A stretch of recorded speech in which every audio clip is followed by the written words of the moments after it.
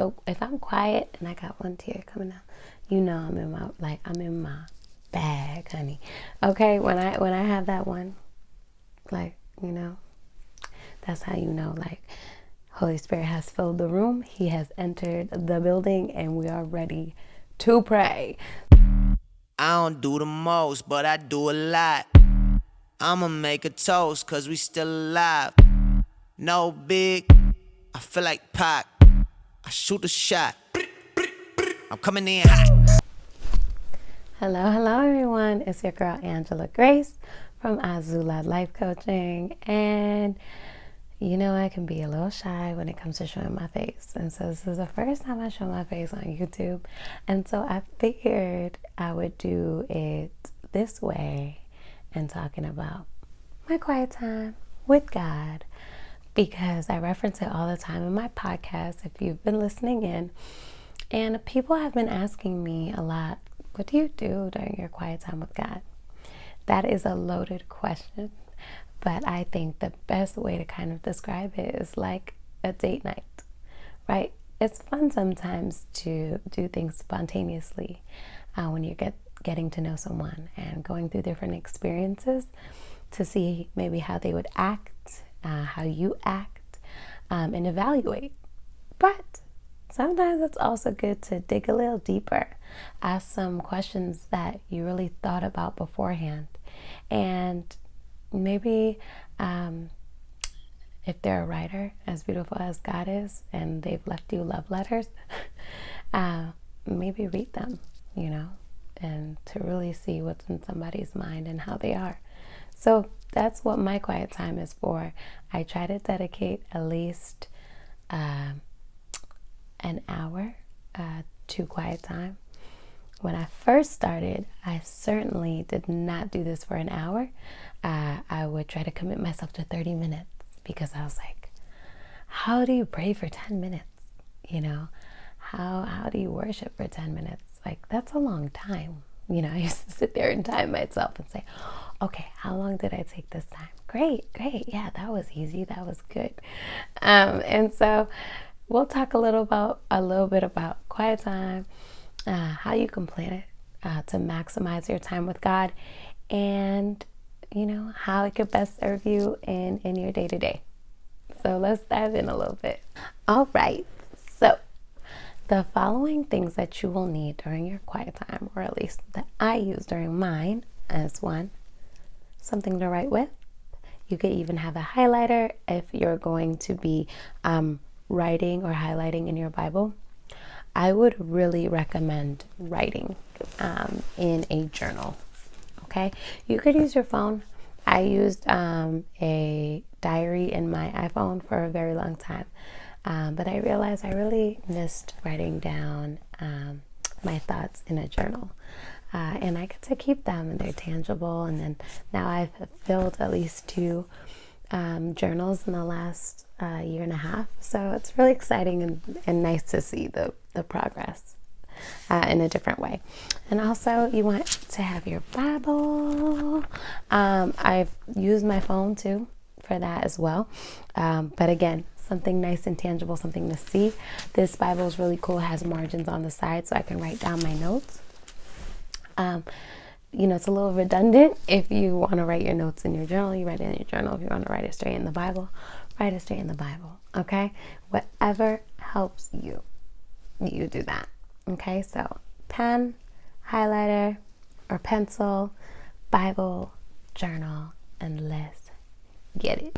All right. So you have everything you need. You feeling relaxed. You put on your favorite PJs, because I do this at night. So you could do this in the morning or you can do this at night. And you're ready for your quiet time.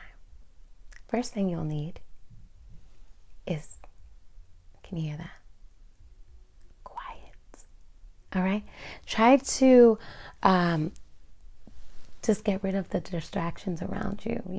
I know if you have kids, speak to your partner, let them know, hey, it's my time with my Father right now. Y'all need to keep it down. Okay, y'all need to get this is my time. If even if you're a single parent, you might want to wait till the kids go to sleep, or if you're just busy and a constant overthinker, just make sure like no TV in the background, not even on mute, okay? Because I know how that be. Not even on mute in the background. Light a candle if you have to, but really get in the mood, all right? And next, you might want to think about the format you want to use, okay? There are many different ones. I'm sure you've probably heard of some. There's like a 5-5-5. There's like a 10-5, 10. There's like 10-10-10. There's 20-20-20, whatever. And what do these numbers mean? You may think, what is this like? Because I'm getting hungry. Are you ordering Domino's? No. Okay? There are 3 key elements, I think, to a really successful quiet time with God. 1, worship. 2, prayer. 3, reading. And along with reading, and it can be like a bonus, is meditating and yielding to God and waiting to see if you can hear his voice and write. Okay? And so you can do this in many ways. You could do 5 minutes of worship, 5 minutes of prayer, 5 minutes of reading, and then yield. You can do 10, you can do 20, so you get the gist, right? And so what I like to do and what I started with a long time ago was the Thirsty 30, okay? Shout out to Transformation Nation, Pastor Michael Todd. Love him so much, okay? I am definitely a part of Transformation Nation, but I also go to a local church here on Sundays. So subscribe to both. I get fed in both homes and love it. But what I would suggest is sticking to whatever time frame you think would best serve you, right? Don't disappoint yourself. If you think 10 minutes is too long right now, it's a muscle. You're building a muscle. Do 5, at least. I would say at least 5, guys, please. Just don't be like, all right, 1. Don't do that. But 5 minutes is great. The first thing I like to do is I create a little playlist throughout the week, okay, of songs that I like, songs that remind me of the Lord, preferably Christian music, guys. You might be like, oh yeah, this ASAP reminds me of the Lord. Like, okay. Use your discernment. We're going to talk about discernment. I think we're going to have to talk about discernment. But preferably Christian music. And just you put something together. 3 songs that are 10 minutes long each, or 2 songs that are 10 minutes long. And just play them, right? Okay? And play them and really get into it and start to submit yourself, right? And start singing. I like to look up the lyrics and sing along. I think it's really helpful. And so do it. Have fun.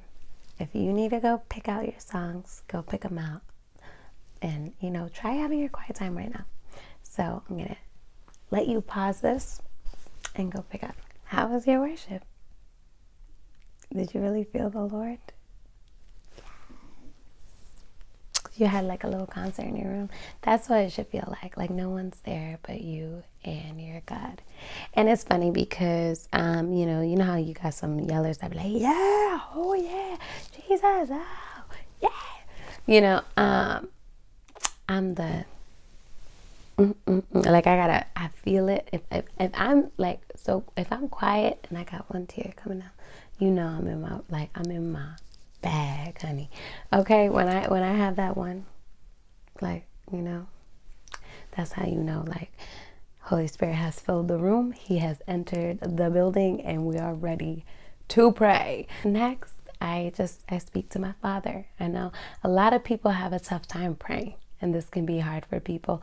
And when I really started my quiet times, I would look at my clock and be like, oh my gosh, it's only been 2 minutes.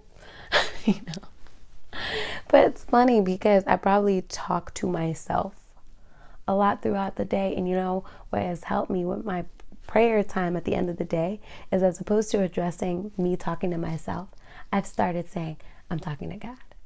So that may help you too. So that at the end of the day, like you can be like, what, Father, that thing that was really bothering me earlier that I was talking to you about, that I was explaining you. Yeah, I just don't know what's going on there. You know, things like that, I think they help me throughout my day. Also, because the Bible says pray continuously. That just came to my mind.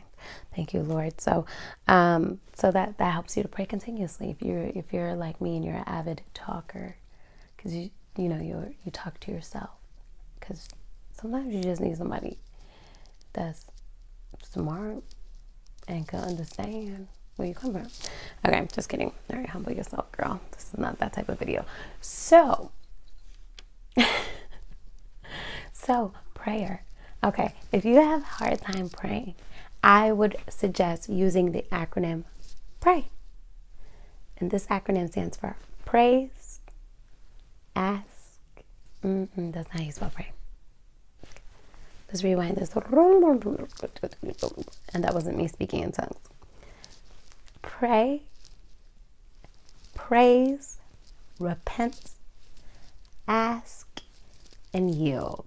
People, okay? Love, love, love, love. I use it a lot of times. It helps me so much.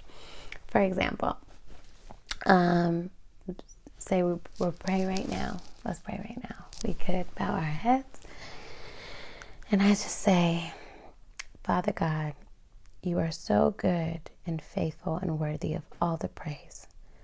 We thank you for always being faithful and always being there when we need you. Please, Lord, if there's anything in our hearts that we need to repent for, we pray that you bring it to our attention, that we may be able to turn from it, Lord, and do your will, and have the mind of Jesus, to only speak like the Father did, and only want to do things that glorify you, Lord. Father, today I come to you in supplication and ask for you to bless everyone under the sound of my voice. I ask you to look into my heart and help me with my intentions. Help my heart, Father God, that I may truly want to live a life pleasing to you and not just confessing it with my mouth and doing other things with my actions. Father God, I pray for healing for everyone under the sound of my voice, that they may be healed, that they may know and be filled in their quiet time with you, and that they may truly be fed off your bread, Father. We cast our cares on you because you cared for us first. So we pray this in Jesus' mighty name. Amen.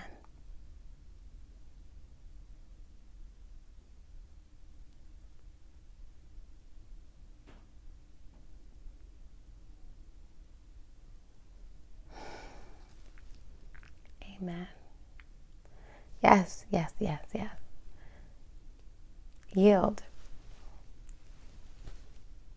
What came to your mind? What do you feel like God is telling you after that prayer? And that's, I think, the last part, yielding. After that part, sometimes I'll take my journal out and I'll write what's on my mind. And then after that, we get to the reading. So this is my favorite part, outside of prayer, obviously. But I love the Word of God. And the crazy thing is, there was a point in my life where I would read a sentence and knock out, honey. I'd be out like a light. Okay? But I just kept yearning for knowledge and wisdom. And he did not disappoint. And so people ask me, Ange, what do I read? Where do I read? Let me show you. Inside. Anywhere. Pick a place. Just pick a place. Anywhere in this good, beautiful book. I would say, if this is your first time reading the Bible, okay, I know you're very tempted to go to the book of Job because you need one, but don't. it's Job, and it's gonna get you a little sad if you don't got no background and context. So why don't you go to the book of John? Go to the book of John if you've never read the Bible and really want to start somewhere. I think it's a great start. It's a great start. I would say anywhere in the New Testament is a really great start for a new Bible reader. Okay? But most importantly, when you start reading in this book, anywhere in this book, invite the Holy Spirit of God to be with you. The Bible says He is our greatest teacher and the greatest advocate, and He has come to help us. He is our greatest helper. And so ask Him to help you. Ask Him to help you in your understanding. Ask Him to help you grow in wisdom. And ask Him to help you get to know Him. Seek Him earnestly, and you will find Him. He will not disappoint. I promise. I promise, I promise, I promise. And so, after you read, you want to ask yourself the same thing you did when you finished praying and yielding, and just ask yourself, what did I learn today? Highlight, get excited. If you feel like you found a verse you'd like to meditate on, a verse you'd like to memorize, that could help you through the day, that you resonate with, and just keep that in mind. God is just so good. And so I pray and I hope that this video is helpful. If it is, I hope that you guys like, share, subscribe. If you need help, you know where to find me. I am on Instagram at Azulad Life Coaching. I am on Facebook at Azulad Life Coaching. And I am on Twitter at Azulad LC. And I'm on YouTube. So I really, really, really hope that this helped you guys.